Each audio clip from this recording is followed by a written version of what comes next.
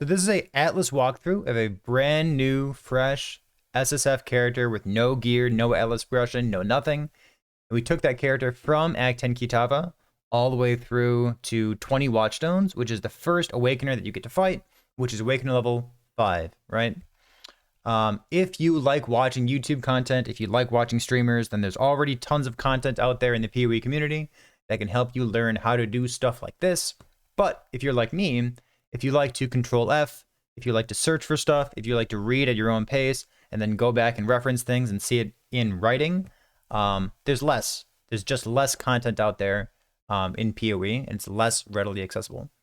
The strategy itself. This is my Atlas. I have 32 watchstones right now, so this is a completed Atlas. But I want to tell you, when you're following the guide, here's what's going visually so you can see what's going on, right? So at the very beginning, you're going to start with tier 1 maps, right? You start with the tier 1 maps. My objective or my recommendation to you is to get to tier 3, get to tier 4 maps, get to tier 5 maps as soon as possible. In the past, you've seen people say things like, make sure you complete all your tier 1s before you do your tier 2s, or make sure you do all your tier 2s before you even start doing a tier 3. In the past, that was a good piece of recommendation because you couldn't 3-to-1 into every single map on the Atlas. That is old information. It is outdated. I don't recommend that. That's been the case for a while now, ever since Metamorph. Hopefully nobody is still operating under that assumption. So do your tier 1s, get to the outside corners of the Atlas, get to Haywark, get to New Vastir, Lyra Arthane, and Lexajoris as soon as possible, because the first thing that you want to do is find Xana. You want her in your hideout. You want to be able to buy maps from her. After that, you're prioritizing getting these citadels and finding one citadel, finding Xana, which gives you the citadel, in every single region. So here is my strategy. We start at tier 1s, we go out, and we obtain one watchstone from each outside corner region. So we're going to obtain the watchstone from Haywark Hamlet. This would be like the first one we get, for example. Once we get this watchstone, you should note all of these watchstones are interchangeable. The only reason they're stored like this is to help you follow which ones you have, right? So like putting a red watchstone here is the same thing as putting a green watchstone here. That doesn't matter. But once we get our first watchstone from Haywark Hamlet, we're going to place it into one of the 4 regions on the inside.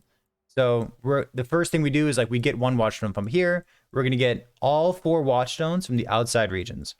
So we'll get like one from here, one from, I guess I'll do it the right way. It's fine. I'll do it the right way. One from New Vastir, and we'll put it on the inside. Then we're going to get one from Lyra Arthane, and we'll put it on an inside region. And then one from Lexajoris, and we'll put that on the inside region. So once we have 4 watchstones on our Atlas, you see that our Awakener level just ticked up. Awakener level is a function of how many watchstones you have divided by 4, minus the remainder. So we have 4 watchstones, which means we have Awakener level 1. This is the first state of your Atlas, right?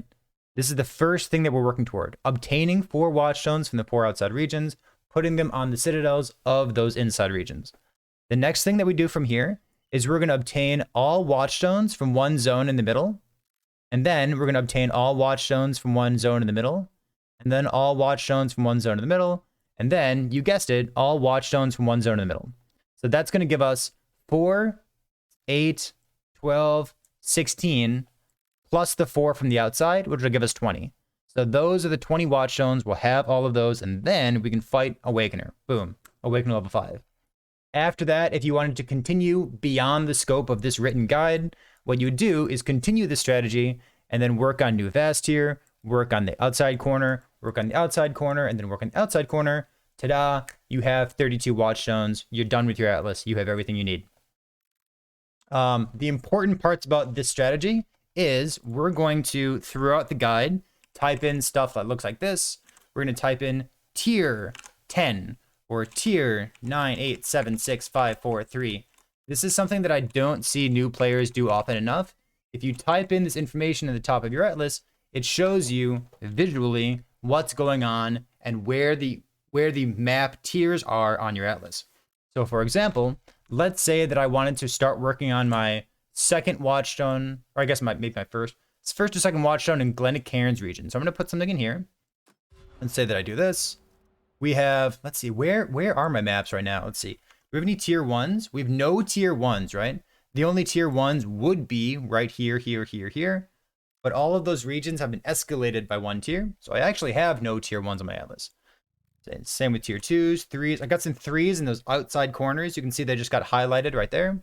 And then we have 4s. And now we have 4s out here, but we also have these 3. 1, 2, 3 here.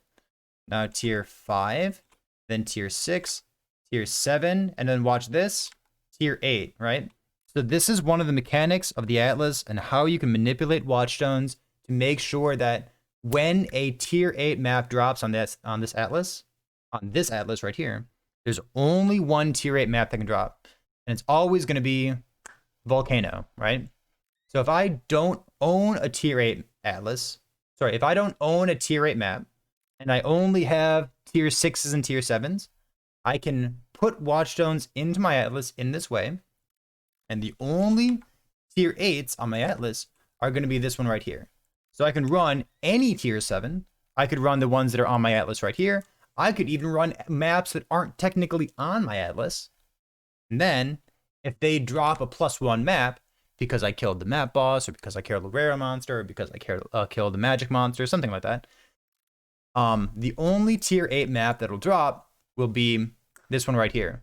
So in that way, I can kind of control which maps drop and which regions those maps drop in so that I can continue working on my Conqueror progress, get my watchstones, and then ultimately fight Awakener.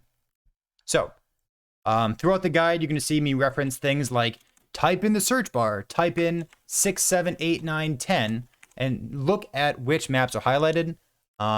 This is an important enough thing that I wanted to highlight it here. Because if you don't do this, and if you don't pay attention to this part of the strategy, then the rest of the guide's not going to make much sense to you. So if you have questions, if you have comments, if you think that this is all a bunch of bogus and you've got a better way of doing it, maybe, but I would love to learn about it. So I stream most days at twitch.tv/PerryThePig. I respond pretty well in person there. If you want to join the Discord, you can just join the Discord. It's linked on the Twitch page if you'd like to go there. If you have comments and you link them in the forum, I will try to keep up to date on it. I'm pretty good at it, but again, I respond better in person, so we'll see how it goes. All right, that is the overview of the walkthrough. If you want to read the rest of it, it's all written there in the guide. Hope you enjoy it. Hope that this is useful to you.